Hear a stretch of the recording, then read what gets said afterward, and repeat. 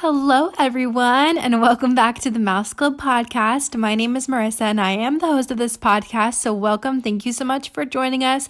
If you are back, welcome back, and if it is your first time, welcome to the Mouse Club. I hope that you guys enjoy this episode and future episodes to come. This week, we are doing a little Mother's Day special, and I'm going to be sharing some of my favorite Disney moms from different Disney animated features. I'd like to continue this series and do one for Father's Day, and then in future years, maybe do some live action Disney moms and also do like non-Disney animated moms. I think that would be fun, like Thumbelina, Swan Princess, all those things. So I think it'd be really, really fun to do that as well. But we'll see how you guys like this episode. This was also an episode that I used some of our Instagram participators in. So if you would like to participate in future episodes and send in your stories and give your input and give me some feedback, you can follow us at the Mouse Club Podcast. That's where I post polls. I ask for your stories and different things of that nature. So be sure to check us out if you would like to join us. And anyway, I'm really excited for this episode, guys. I just want to also say that if you would like to leave us a review and you leave your Instagram or YouTube handle, I will give you all a shout out. This week's shout out, I want to shout out Emma and John. You're welcome. That is their YouTube channel name. They shouted me out in their April wrap-up video. So thank you so much, Emma and John. You guys are the sweetest couple ever. And I really, really enjoy your videos. I've been watching them nonstop, and today I realized it was Tuesday and I was like, oh my gosh, they're gonna post today, and I was super, super excited to see your video. So thank you so much. Anyway, I'm gonna go ahead and get started with some news. We do have quite a bit of news this week. So the first bit of news is all the rumors surrounding The Mandalorian Season 2. So the first one is that The Mandalorian has cast Temuera, is that how you pronounce his name? Temuera Morrison to play Boba Fett, and he actually played Jango in episode 1 of Attack of the Clones for Star Wars. So that will be super cool to see him play Boba Fett. That's going to be super cool. And also Katie Sackhoff will be Bo-Katan Kryze, is that how you pronounce her name? Kryze. And she played this character on the Clone Wars and Star Wars Rebels. So that is super, super cool. There's also been talking of casting Ahsoka. So I'm really excited to see how that goes for The Mandalorian Season 2. I'll be honest, I'm not that big of a Star Wars fan that I've watched every episode of the Clone Wars and Star Wars Rebels, but I think I might have to get into it because everybody talks about it. So I'm really, really intrigued, and I'm really excited to see these characters be brought to life on The Mandalorian. If you have not seen The Mandalorian already, I highly recommend on Disney Plus. It is so good. And Baby Yoda / the child by his official name is the cutest thing ever. I love him so much. Disney Plus also released for their new things being released in May. If you want to see the full list, you can find it, I believe, on Disney Plus's Instagram page. But I'm just going to read a couple of the things that I'm most looking forward to. So the first one is the Homeward Bound movies. Those are just so cute and so precious. So I'm really excited to see those. There's a new series coming out called It's a Dog's Life, which is narrated by Bill Farmer, who is the voice of Pluto. That's coming out, May 15th, and it looks like a really, really cute show about dogs. So I'm really excited because I just love dogs so much.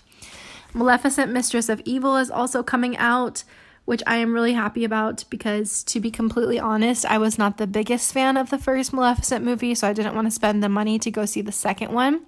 So I'm excited to see if I enjoy the second one, and I get to see it for free now on Disney Plus. So I'm really excited about that.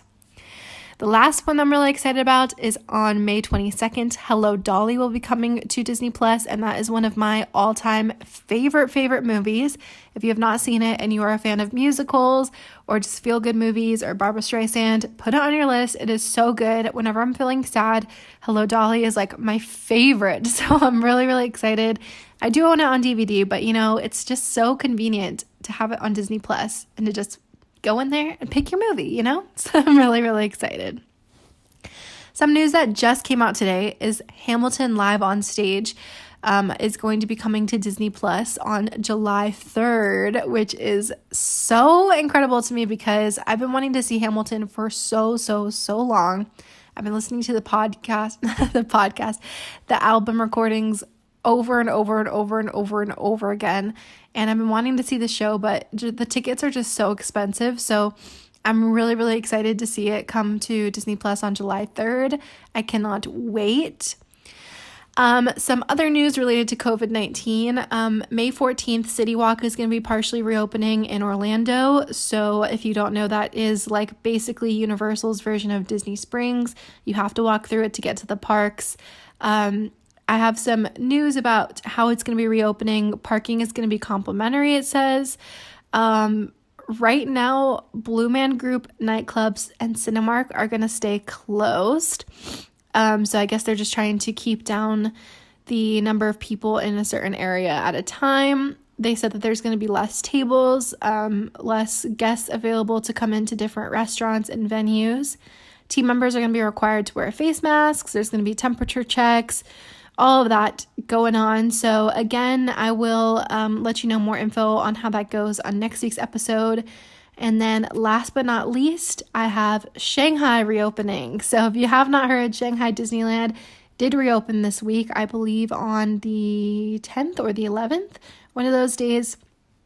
There's been some mixed reviews. Let's just be honest. Some people have been really happy that they opened up, just to be excited to go back to the parks. And some people say that it is just not worth it at all because it's very limited. They can't do parades. They can't do fireworks. They can't do a lot of shows that are going to congregate people together and congregate a lot of characters together.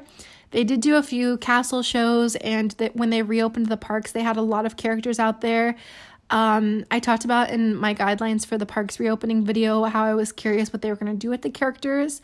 It doesn't seem like they're doing meet and greets right now, which I think is really good because there's no reason for kids to be hugging princesses and stuff when the princesses could get very sick.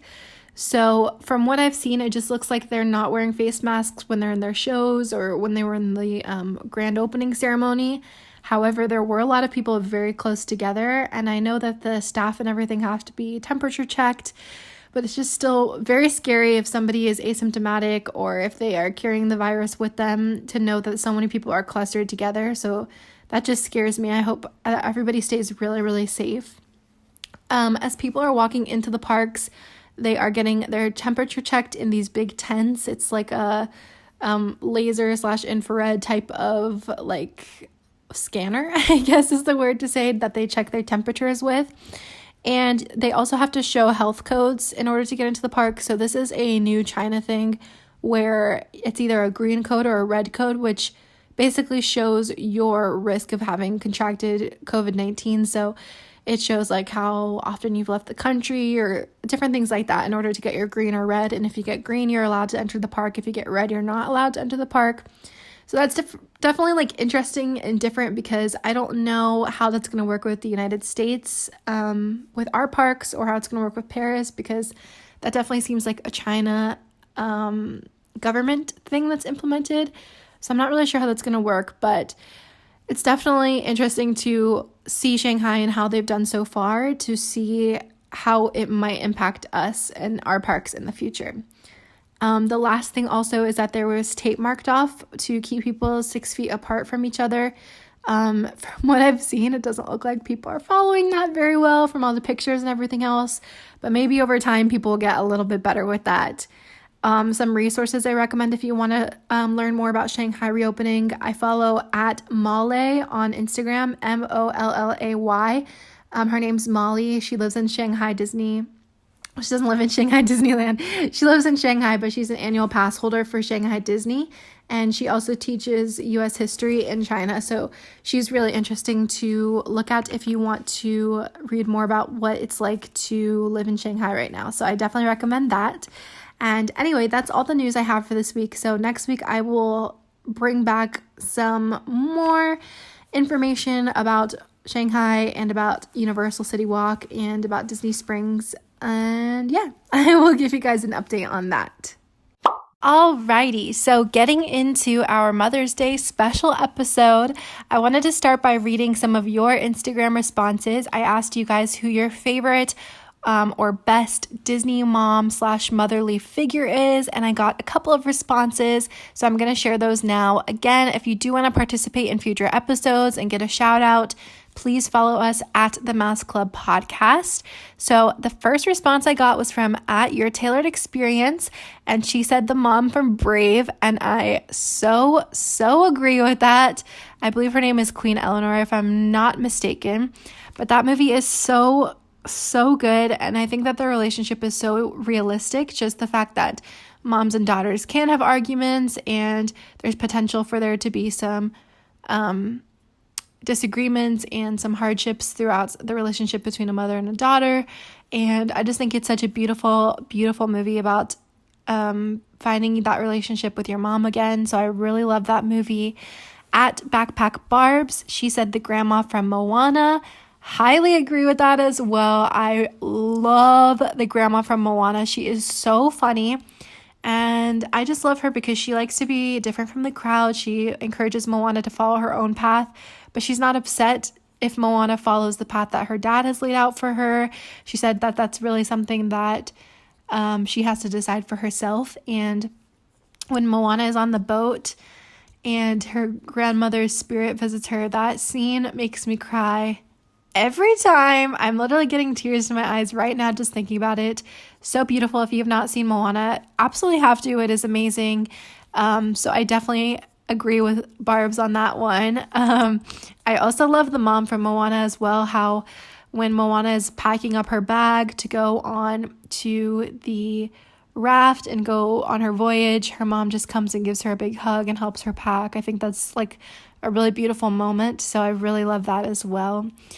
And then at Damsel in DPS, she said that Aunt Cass from Big Hero 6 is one of her favorites, as well as Kala from Tarzan. And I agree with both of those. Kala is actually one of the ones that I'm going to talk about in a little bit. But I agree with both of those. They are both incredible. Aunt Cass specifically, she is just incredible in Big Hero 6 to take on so much responsibility for Hiro and Tadashi, and especially when Tadashi passes away and she's responsible for Hiro and the grief and everything else that he's going through. I just think that that's a really, really beautiful moment and relationship between them. So I definitely agree with that one as well. To start off this episode, I also wanted to talk a little bit about Walt Disney's mom. So if you are not aware, she passed away from asphyxiation, which was caused by fumes from the gas furnace in her home that Walt Disney purchased for her and her husband, which is Walt's father. Basically what happened was he purchased the home for them. They moved in. They were there for less than a month, but throughout that month, she kept complaining about the fumes from the gas furnace. Walt had people come out to fix it. They said that they fixed it, but apparently they didn't fix it well enough.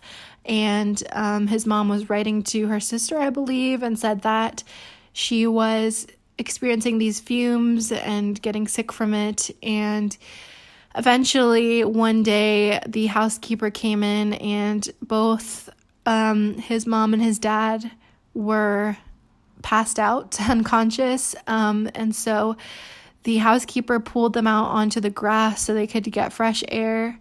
Did I say grass? I hope I said grass and not gas, but pulled them out onto the grass so they could get fresh air and not be breathing in those fumes anymore.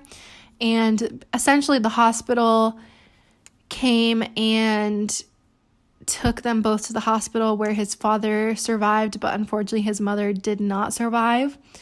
And there's been a lot of talk about Walt Disney carrying a lot of grief over the loss of his mother, because he did purchase the home for them. So he felt very, very guilty that the furnace was what ultimately caused her to pass away, which is so sad and so tragic. And a lot of psychologists and experts believe that the reason that a lot of Disney movies do not have a mother or a motherly figure is because of the subconscious guilt that he carried throughout his life.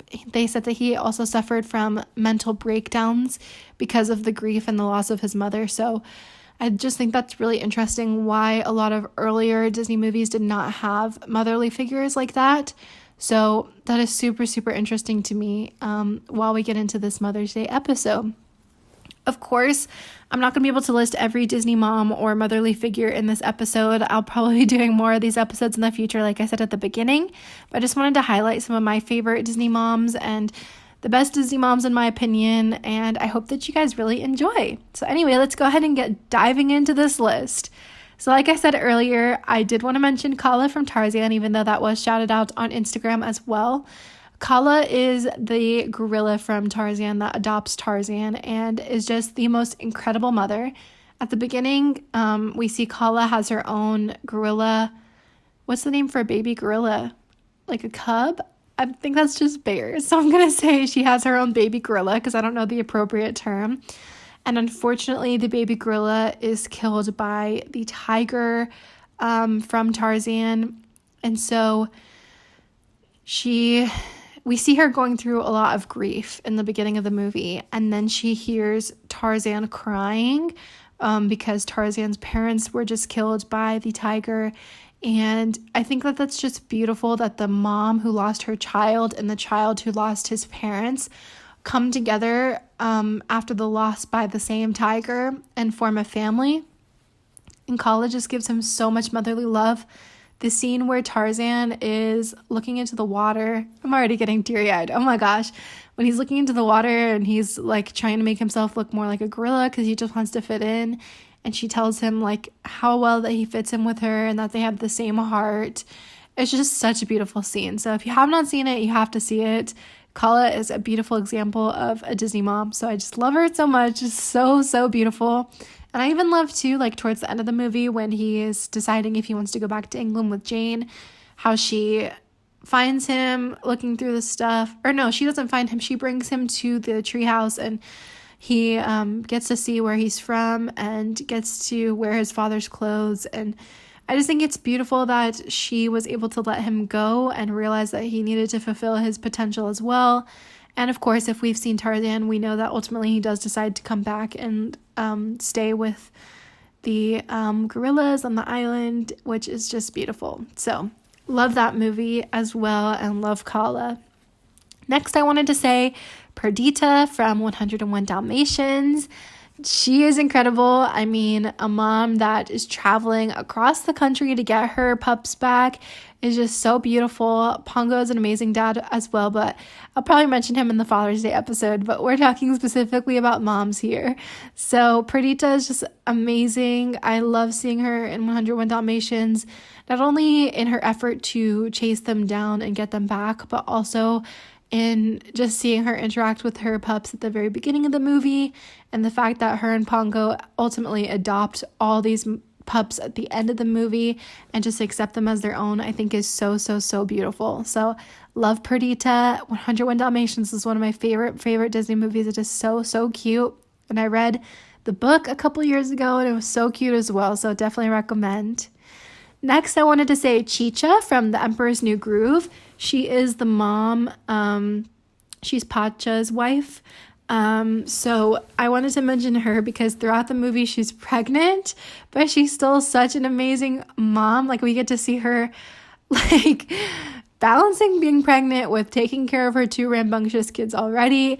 And she is just so awesome. My favorite scene from that movie, I think, is when Yzma's at their house, like asking all these questions and they like are trying to get her out, and it's hilarious just to see Chicha like almost like a sassy Latin woman getting this lady to leave her house.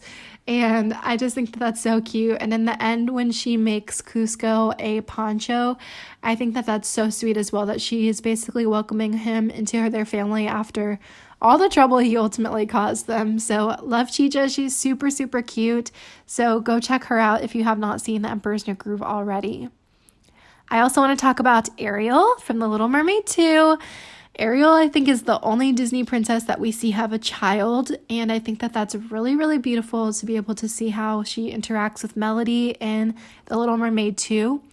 Little Mermaid 2 has always been one of my favorite Disney movies. When I was a kid, I watched it over and over and over again. And actually, my imaginary friends when I was a kid were the walrus and the penguin from that movie. But for some reason, I thought he was an otter. So my imaginary friends were an otter and a walrus, but they were based off of that movie. So I really love it. I just love seeing Ariel in this movie be a mom, and the fact that, you know, in The Little Mermaid, Ariel really wants to be a human and to go on land. And in The Little Mermaid 2, her daughter Melanie really wants to be a mermaid. She really wants to be at the sea. So I think that it's really beautiful to see Ariel try to help her through this dilemma as she is trying to keep her away from Ursula's sister. And it's so sweet. I love seeing Ariel and Eric as parents. And the song at the beginning is so beautiful when she's singing to baby Melody. So I really love Ariel in that movie, and it's just so beautiful. So if you haven't seen it already, you have to see it. It's on Disney Plus. It's a beautiful sequel. It was a direct-to-video release, I believe, but I think it's so, so good. So go check it out. I am sure you will not regret it. Next, I'm going to say Kanga from Winnie the Pooh. She, of course, is not only the mom to Roo, but she takes care of basically all of the inhabitants of 100 Acre Wood, and she is just so sweet and so gentle, and she's like that classic mom that's always like baking or knitting, and I just love her in all of the 100 Acre Wood TV shows, movies. I mean, there's just so much that revolves around Winnie the Pooh, and I think that she's just such a sweet and delicate mom, but takes such good care of everybody as well. And I just love Kanga. I love Winnie the Pooh, so I had to mention her as well. Next, I have Duchess from the Aristocrats. I almost said Aristocrats. Aristocats. She is the white, fluffy mom cat to her 3 little kittens in the Aristocrats, and we had to mention her, of course, because she goes from this life of luxury, of being handed, well, not handed, but in the will, she's left her owner's fortune and everything else. And the butler, of course, is really upset about that because he wants her fortune.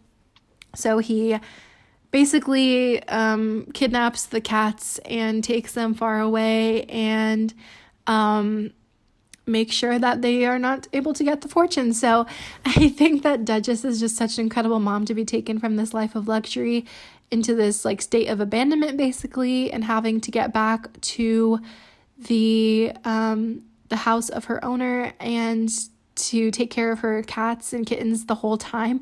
I just think she's so cute and so adorable, and I love her. Like when they're all dancing in that one scene for Everybody Wants to Be a Cat, she's just so cute, and she just takes such good care of the kids with Thomas O'Malley as well. So had to mention Duchess as well, because that is a big responsibility to go all across the country trying to get back to your house with 3 kids. Next, one of my all-time favorite motherly figures who is not actually a mother is Nani from Lilo and Stitch. Nani is incredible. Can we just shout out this queen for a second? Because she has to take care of Lilo when her parents pass away, and she does such an incredible job, and you can just see the struggle throughout the movie, and I guess in the series as well, but more so just in the movie, of her struggle to take care of Lilo, but also to love Lilo and to cherish Lilo and to nurture Lilo. And I just love seeing Nani bloom throughout the movie, how she is serving as a waitress to pay the bills, how she keeps losing jobs because of Lilo. We see her applying for so many jobs in that one scene, and it just never works out because of Lilo and Stitch. But I just think that she is so incredible for trying to maintain the house. She has CPS on her case, trying to make sure that she can take care of Lilo. She just has so many responsibilities. She obviously wants to be with David, but Lilo is like her biggest priority and her biggest concern throughout the movie. So I just think that that's super beautiful to see a sister taking over that motherly role. Two of the scenes that really stick out to me are the one scene where she gets fired and she really doesn't let Lilo know that it's Lilo's fault. And she tells Lilo that her boss was a vampire and that he wanted her to join his Legion of the Undead. And Lilo just goes, I knew it. I think that's so cute that she just like, she doesn't want Lilo to know that it was her fault. And also she just, she supports Lilo's like fantastical mindset, I guess is the right way to say it. How Lilo is always dreaming and always imagining things. I think that's really cute and sweet. Another scene that really sticks out to me is when they get into the big fight and she says that she would, that Lilo says that Nani should trade her in for a rabbit, and Nani agrees with her. And then after the fight, we see them come back together, and Lilo asks her, like, you don't want to really trade me for a rabbit, do you? And Nani's like, no, of course not. It's just a really beautiful scene. I'm not doing it justice right now in my re-explanation of it. So go watch it if you haven't, or if you haven't in a long time. It's really, really beautiful. Next, another mom who was not really a mother, Widow Tweed from Fox and the Hound. I can't even talk about this one for too long because the Fox and the Hound, just saying the title makes me cry, because animal movies where animals get hurt or are fighting just make me cry so much because animals are just so innocent, and I hate seeing animals be mistreated or hurt. So it's really hard for me to watch this movie, but Widow Tweed was just such a good mom. She took such good care of Todd from The Fox and the Hound. He's the fox. And she takes such good care of him, raises him up when he was orphaned, and ultimately at the end tries to return him to nature. And she's just such a sweet person, and she takes such good care of him, but ultimately knows when it's the time to let him go. And it's the saddest scene when she lets him go, but it is beautiful as well. And I just love her so much. So go watch it. I'm not going to stop talking about it now because I can't. I can't keep talking. Next is Jennifer from Toy Story. I did not know that her name was Jennifer. I actually looked it up today, who Andy's mom was, and it says that her name is Jennifer Davis. I know there's been a lot of speculation if she is Emily from Toy Story 2, but she is not, according to the producers of Toy Story. But I think that she is a great mom, and I had to mention her as well because we see her throughout the first 3 Toy Story movies, taking care of Andy and Molly by herself, and I just love her so much. She's so cute. I love how she like takes them to Pizza Planet and how she encourages them with everything that they go through. And in the end, when Andy's going to college, when she goes into his room and sees it all packed up, that is the sweetest moment to me. I know that's going to be me when I'm a mom one day. I'm just going to be a crying mess all the time. So I really adore her and think that she is so, so cute. And my last one that I am going to mention is Wendy from Return to Neverland. She is Jane's mom. So Wendy, of course, is in Peter Pan, and she comes back in Return to Neverland. She has 2 children, I believe. It's been a long time since I've seen that movie. Jane, and I believe she has a son. I can't remember his name. Don't crucify me. I'm sorry. But I love seeing the relationship between Jane and her mom in this movie. And Wendy just, I think that she does the best that she possibly can to nurture both of her kids. And I just love seeing her share her Peter Pan stories with them, because in Peter Pan, she also kind of shares a motherly role with the Lost Boys by sharing stories and by singing them songs. So I think that it's really beautiful to see her blossom into like a real mother, like not a real mother. I don't want to say a real mother because you can be a mother in so many different ways, but to be like a mother to her own children, I guess is the way to say it, in Return to Neverland with Jane. And just to struggle with Jane not believing any fairy tales and wanting to be independent and wanting to be grown up. And Wendy really trying to take care of her and help her as she's going through the struggle of trying to be the provider for her brother and her mom while her dad is away in World War II. So I really admire Wendy in that movie and Wendy in Peter Pan as well. So I really adore her, and she's just an adorable character as well. So it's really cute to see her as an adult in Return to Neverland. And anyway, guys, that is really it for this week's episode. It has been a long one, so I hope that you guys enjoy a special long episode this week. Like I said, there are so many other Disney moms, so if you did not hear the one that you were thinking of, please let me know on Instagram on my latest post who your favorite Disney mom is, or who you think the best Disney mom or motherly figure is. And if you like this, let me know so I can do more episodes like this in the future. And anyway, I hope that you guys enjoyed. Do not forget to follow me at the Mouse Club Podcast if you would like to participate in future episodes. And I hope that you all have a wonderful, wonderful week. And I can't wait to see you next week when we record our next episode. Bye.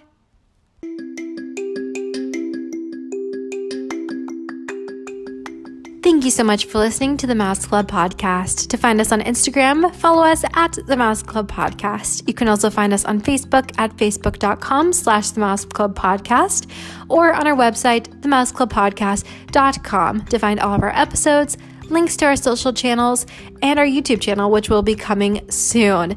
To follow our host, Marissa Potts, that's me, check me out on YouTube, Marissa Potts, on TikTok at marissa.potts, on Instagram at Little Miss Mariss, MRS Mariss. Thanks so much for listening. See you next week. Bye.